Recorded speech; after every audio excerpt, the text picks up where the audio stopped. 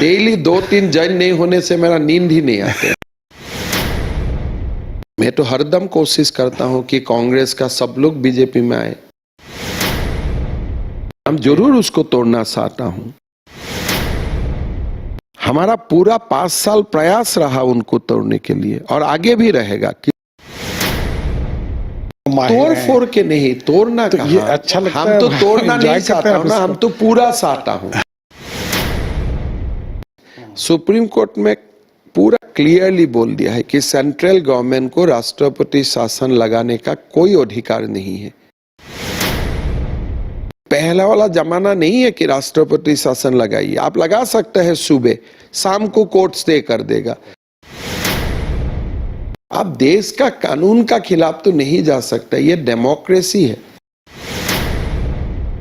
नमस्कार, मैं हूं गंगेश गुंजन। इस वक्त हम एक ऐसी शख्सियत के सामने बैठे हैं जिन्हें हिंदुत्व का सबसे चमकता चेहरा माना जा रहा है। असम के मुख्यमंत्री हेमंत बिस्वा शर्मा जी हमारे साथ हैं। सबसे पहले आपके कल के फैसले पर चर्चा करेंगे, जिसमें नमाज के लिए जो 2 घंटे का वक्त है वो स्थगित करने का फैसला आपने किया है। इसकी ज़रूरत कितनी थी? अब देखिए, हमारे जो विधानसभा है, ये विधानसभा बहुत ही पुराना विधानसभा है। ये 1935 का इंडिया एक्ट का अनुसार इसका निर्माण हुए थे। मुस्लिम लीग का सरकार बने थे असम में पहला बार 1937। वो समय यह निर्णय किया गया था कि हर शुक्रवार 2 घंटा के लिए सदन नहीं चलेगा, जुम्मा का ब्रेक होगा। तो ये कॉलोनियल लीगेसी थे। ये जब हम अमृत काल से गुजर रहा हूँ, हमारा एक बहुत बड़ा लक्ष्य है कि आप कॉलोनियल लीगेसी को आप डिमोलिश करो। हमने हमारा विधानसभा का हिंदू मुसलमान सारे विधायकों ने रूल कमेटी में बैठा। सर्वसम्मत ये सिद्धांत हुआ कि अगर ये काम लोकसभा या राज्यसभा में नहीं होते हैं तो असम विधानसभा में भी नहीं होना चाहिए। और इसमें हमारा मुसलमान विधायकों ने भी हाँ बोहरा। ऐसा नहीं है कि हमने बुलडोज किया। तो एक सर्वसम्मत सिद्धांत है। वही सिद्धांत को स्पीकर साहब ने इम्प्लीमेंट किया। अच्छा, क्या आपको नहीं लगता है कि इस तरह के मुद्दों से हिंदुत्व का चेहरा निखरता है? शायद यही वजह है कि झारखंड में आप घुसपैठ के मुद्दे को उभारना चाहते हैं। हिंदुत्व और भारतीयता, उसमें बहुत एक थीन लाइन का डिफरेंस होते हैं। तो आप जिसको हिंदुत्व बोलते हैं, इसको आप भारतीयता भी बोल सकता है। हम नेशनलिज्म का पक्ष में हूं और हमें रहना है। ये कोई पॉलिटिकल इश्यू नहीं है। हर भारत का नागरिक को भारत का पक्ष में खड़ा होना है, होना चाहिए, होना ही है। अगर आप घुसपैठियों का साथ खड़ा होते हो तो आप देश का नागरिक का कर्तव्य का निर्वहन आप नहीं कर रहे। तो इसीलिए घुसपैठियों का जो मामला है, ये मेरा देश का अस्मिता का मामला है, मेरा देश का सिक्योरिटी का मामला है, मेरा देश का भविष्य का मामला है और उसमें हमारा आवाज बुलंद रहना चाहिए। झारखंड की राजनीति पे आए, अभी कह सकते हैं कि झारखंड की राजनीति का बहुत अहम पड़ाव है। 2 दिन बहुत महत्वपूर्ण बीता है। पार्टी को कितनी उम्मीद है, कितना फायदा होगा इससे? देखिए, जब मैं पहला बार झारखंड में आए थे तब पूरा मीडिया का यही क्वेश्चन था कि आपका पास आदिवासी चेहरा कहाँ है। 3 महीना में आपने देख लिया है कि पूरा पार्टी आदिवासी नेताओं से समृद्ध हो रहा है। फायदा और लॉस को आप काउंटिंग नहीं करना चाहिए राजनीति में। जितना भी लोग बीजेपी में आएगा, हर लोगों का पास कुछ ना कुछ शक्ति होते हैं। छोटे छोटे नदियां मिल के ही महासमुद्र होते हैं। हम लोग आए थे पार्टी में, यही प्रश्न था कि हिमंत विश्व शर्मा पार्टी में आए हैं, कितना शक्ति लेके आए हैं। ठीक है, लेकिन आपको नहीं लगता कि जो ये जो बीजेपी को वोट देने का मामला है वो सिर्फ नेताओं के आने जाने से नहीं बनता देखिए, है? नेता उससे नहीं बनता है। नेता एक मोमेंटम लाते हैं। हाँ। हमारे मुद्दा है, एक मुद्दा डेमोग्राफी, घुसपैठिया, दूसरा मुद्दा वादा खिलाफी। जब नेता और प्रतिष्ठित नेता और जो नेता का कोई दाग नहीं है, जो नेता पॉपुलर है, वो नेता जब ये मुद्दा को एम्प्लीफाई करते हैं, मुद्दा बड़ा बनते हैं। आपको कभी ऐसा नहीं लगता कि जनजातीय मंत्री थे अर्जुन मुंडा जी और इसके बावजूद उनको खूंटी में करारी शिकस्त मिली? शिकस्त मिला है, ये तो हकीकत है। लेकिन उस पराजय से हमें सीखना है और 3 महीना से हम सीखा हूं। अभी जब खूंटी का विधानसभा, वही लोकसभा में, अब जब विधानसभा का चुनाव का परिणाम आएगा, आपको बेहतर परिणाम दिखाई देगा। जैसे खूंटी विधानसभा में हमने हारा है, लेकिन इस बार हम जीतेगा। तो उसकी तैयारी यही काम करना है, हर पराजय से सीखना है, हर पराजय को विजय का आधार बनाना है।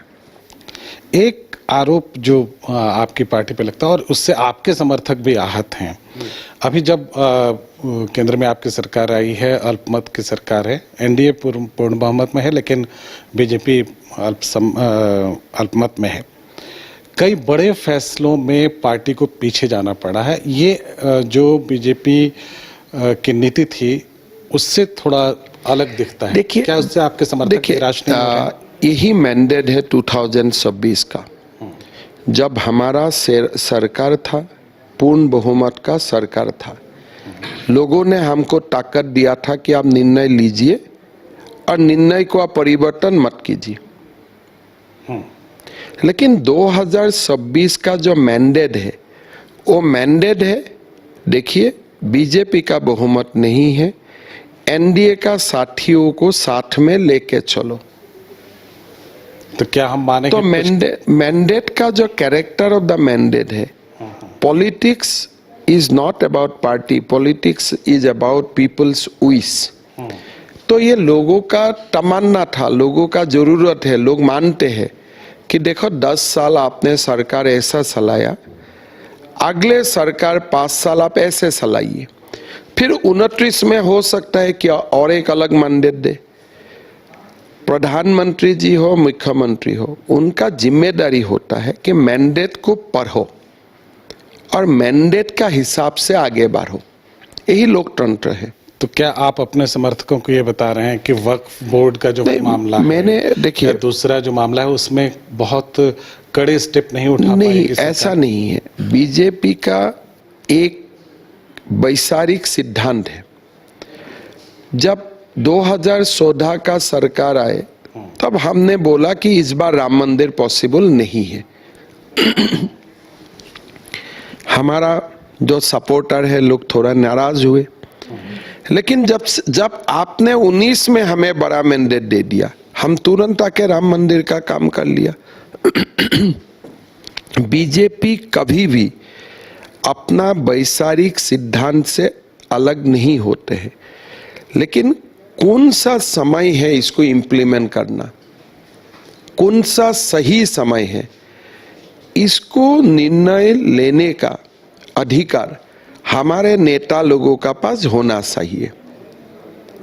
अब मान लीजिए, अब वक्फ बोर्ड का जो कानून है, चंद्रबाबू नायडू जी ने बोला कि आप जेपीसी करवाइए, नीतीश कुमार जी ने बोला आप जेपीसी करवाइए। अगर हम बोले नहीं हम जेपीसी नहीं करूंगा, हम इसको पास करवाएंगे, आपका पास वोट कहाँ है? संसद में तो आपको संख्या सही है, कराना पड़ेगा। जो दिन वक्फ कानून था, राज्यसभा में भी हमारा संख्या नहीं थे। अभी हम जाके राज्यसभा में मेजॉरिटी बने। अगर जेपीसी हो गया, चंद्रबाबू नायडू जी, नीतीश कुमार जी का परामर्श हमने मान लिया, अभी जब सदन में दोबारा वाकफ कानून आएगा तब एक बेटर कंसेंसस होगा। तो क्या आप संकेत दे रहे हैं कि अब जबकि राज्यसभा में आप कंफर्टेबल नहीं, ये संकेत का बात नहीं है, ये तो साफ है। जब कानून एक बार सदन में आया है वो पारित भी होगा, ये पीछे हटने का बात नहीं है। लेकिन समय और consensus, time and consensus, you should leave it to the people who will do it. कभी भी आर्मी का जो कमांड होता है, सामने में रहता है, उनको आप प्रभावित मत कीजिए, खाली उनको टास्क दीजिए। आपको पाकिस्तान को हटाना है कारगिल से, कैसे हटाएगा, कब हटाएगा, कौन सा समय, वो क्या मिसाइल दागेगा, इतना माइन्यूट्स में हमें जाना नहीं है। ये काम आर्मी कमांडर्स का है। तो संसद में कानून आया है, कैसे कानून पास होगा, हमारा है कि कानून पास करो, लेकिन कैसे, क्या स्वरूप में पास होगा, ये वही लोगों का छोड़ दीजिए जो संसद को परिचालना करता है, संसद का रणनीति बनाते हैं। एक बात ये भी आती है कि बंगाल में जब विधानसभा चुनाव हुआ, काफी समर्थक निकल कर आए, आपको सीटें भी बहुत मिली, लेकिन जब उन समर्थकों पर हमला हुआ तो पार्टी उनके साथ खड़ी दिखाई नहीं दी, कोई कार्रवाई नहीं हुई उस पर। तो एक चिंता तो होती है कि हम कैसे रहें। पार्टी खड़ा होने का मतलब क्या है?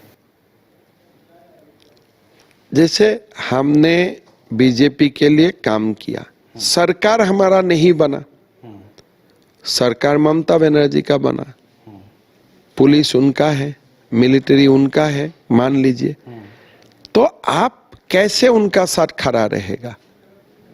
अब न्यायालय में जाएगा, हम न्यायालय में गया, पार्टी का जो भी पीड़ित है उस परिवार का साथ खड़ा रहो, हमने खड़ा रहा, लेकिन इसका डेफिनेशन क्या है कि पार्टी ने खड़ा नहीं रहा? जो डेमोक्रेसी का अंदर जो खड़ा रहने का प्रक्रिया है उसमें तो हम हूं, लेकिन अगर आप चाहते हैं कि नहीं बंगाल पुलिस तो है, आप वहां में सीआरपी भेज दीजिए, भारत का कानून तो आपको इजाजत नहीं देते हैं। लेकिन तो कानून का राष्ट्रपति शासन लगाने आपको मालूम है, जब एसआर बोम्मई केस आया सुप्रीम कोर्ट ने, सुप्रीम कोर्ट में पूरा क्लियरली बोल दिया है कि सेंट्रल गवर्नमेंट को राष्ट्रपति शासन लगाने का कोई अधिकार नहीं है। ये फैसला आया है सुप्रीम कोर्ट का, कॉन्स्टिट्यूशन बेंच का, कि आपको कहां कहां आप लगा पाते हो, इसका पूरा दायरा बना के रखा गया है। अभी वो पहला वाला जमाना नहीं है कि राष्ट्रपति शासन लगाइए, आप लगा सकते हैं सुबह, शाम को कोर्ट स्टे कर देगा, तो उससे तो आप एक्सपोज ही होगा। सुबह लगाया, शाम 3 बजे चीफ जस्टिस का वहां में हियरिंग होगा, 9 जजेस बैठेगा और सेंट्रल गवर्नमेंट का कानून स्टे कर देगा, मीडिया को थोड़ा टीआरपी मिलेगा, और क्या होगा, एक दिन के लिए हलचल रहेगा। आप देश का कानून का खिलाफ तो नहीं जा सकता, ये डेमोक्रेसी है। अब ये शुरू से, जब से झारखंड में हेमंत सरकार बनी, तब से लगातार कहा जाता रहा कि बीजेपी उनको तोड़ना चाहती है, उनकी सरकार को गिराना नहीं, हम जरूर उसको तोड़ना चाहता हूं उसमें कोई संदेह नहीं है। हमारा पूरा 5 साल प्रयास रहा उनको तोड़ने के लिए, और आगे भी रहेगा। किसलिए? हमका ये सिद्धांत है कि वो झारखंड का जनता के लिए काम नहीं कर रहा है, लेकिन हम असफल है तो होते हैं। अगर लोग हमें वोट नहीं देते हैं, हम तोड़ेगा बोलने से तो नहीं तोड़ा जाएगा। अभी भी सुनाव है, हम तोड़ना चाहता हूं, लेकिन आप वोटर है, आपने बोला नहीं, आपको हम तोड़ने नहीं दूंगा, तब कैसे तोड़ा जाएगा? लेकिन आप कोशिश करते रहेंगे। कोशिश बराबर करते रहेगा, लेकिन लीगली, संविधानिकली, कॉन्स्टिट्यूशनली कोशिश रहेगा। लाइन में कुछ कांग्रेस के भी नेता हैं, जो आएगा आएगा। आपकी तरफ से कोई कोशिश? मैं तो हरदम कोशिश करता हूं कि कांग्रेस का सब लोग बीजेपी में आए, ये मेरा एक मिशन भी है। आप भी आए बीजेपी में बीजेपी को जितना शक्तिशाली बना सकता है, भारत के लिए इतना ही अच्छा है। तो कोई फ्लाइट में भी मैं कोई लोगों को मिल जाता हूं, मैं उनको भी बोलता हूं कि भाई साहब आप बीजेपी में ज्वाइन कीजिए। ये मेरा आदत ही है, मान लीजिए। डेली 2-3 ज्वाइन नहीं होने से मेरा नींद ही नहीं आते। अच्छा, ये जो टैग आपके ऊपर लगा हुआ है कि आप तोड़ फोड़ करने में माहिर तोड़ हैं। फोड़ के नहीं, तोड़ना तो कहाँ? ये अच्छा लगता हम है, तो तोड़ना enjoy नहीं करते चाहता हैं हूं ना, उसको। हम तो पूरा चाहता हूं। लेकिन पूरा नहीं आने से, आधा आने से तो आपको लेना पड़ेगा। अगर हम चाहता हूं कि पूरा आ जाइए, हाँ। लेकिन बोले नहीं नहीं हम पूरे नहीं आऊंगा, बोले हम आधा आऊंगा, तो मैं क्या बोलूंगा आधा को, आप मत आइए। तो मेरा दरवाजा खुला है, आप आइए, आपका स्वागत है। चलिए, लेकिन आपके दरवाजे के अंदर पहले जो लोग रह रहे हैं उनकी चिंता आपको नहीं होती कि वो जो बाहर से आएंगे वो होना ही परेशान हो नहीं जाएंगे? सही है। अगर मैं बीजेपी हूं, मेरा काम है बीजेपी को ताकत देना, राष्ट्र को ताकत देना। अगर किसी का चिंता है वो आने से मेरा कुछ क्षति होगा, वो ऐसा नहीं होता है। भगवान ने सबका यहाँ लिख के रखा है आप क्या बनेगा। कोई आने से जाने से आपका कुछ फर्क नहीं पड़ता है। वो जो लिखा के रखा गया है वही आपको वही मिलेगा, होने वाला है। और कुछ नहीं होगा। ऊपर वाला तैयारी करके रखा हुआ है। बाकी आप आने से, मैं आने से, लोग सोचते थे पहले जब एनडीटीवी का दौर था कि भाई एनडीटीवी होगा, दूसरा टीवी आने से क्या होगा, तीसरा आने से क्या होगा। अभी हजारों चैनल है, किसी का तो कोई कमी नहीं हो रहा है। तो ऐसा ही बात है। हमारा पार्टी में 2 एमपी थे, अभी 240 है, किसी का क्षति तो नहीं हुआ है। बहुत धन्यवाद आपका, और बहुत खुलकर आपने बात की। बहुत बहुत धन्यवाद सर। Thank you. तो ये थे हेमंत बिस्वा शर्मा जी, बहुत बेबाकी से उन्होंने अपनी बात रखी। हम उम्मीद करते हैं आप सिर्फ इनकी बातों को समझेंगे नहीं बल्कि एंजॉय भी करेंगे। धन्यवाद।